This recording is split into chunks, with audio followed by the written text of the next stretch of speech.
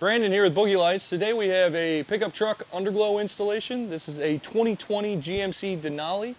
It has our single color LEDs underneath, and they are the pink version. This is a hot pink, and the way our LEDs are designed, they are trifold. So in a standard multicolor, one's red, one's green, and one's blue, and then the controller module mixes them. As compared to a single color, all three of those are that vivid pink.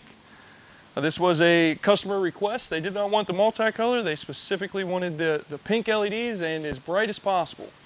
It is each strip, they are 8 feet on either side. They have their own individual power lead, which is run back to our controller module.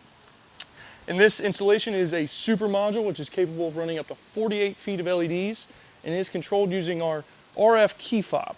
This is a handheld remote here, slips down, shows the different buttons.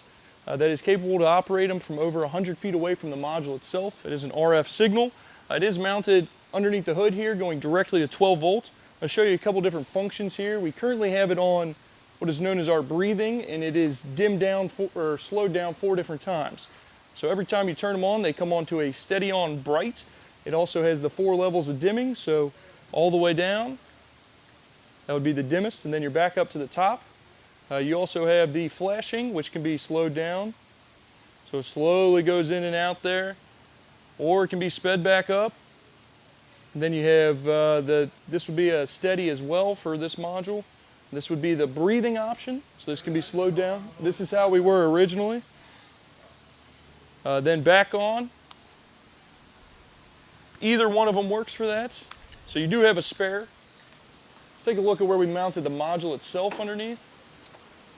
From the left-hand side over here, you can see if you put the headlamp on it. That is known as the super version, capable of running 48 feet of LEDs.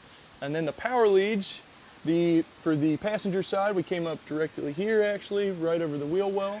And then the driver's side, you can see we came up over the wheel well over there, and then we ran it along here, all the way connecting to the module. Then from the module, you have an inline 10 amp fuse going to the hot, and then the ground wire going to the negative terminal on the battery. Let's step down in the pit and take a look at how we mounted the strips and the power leads themselves.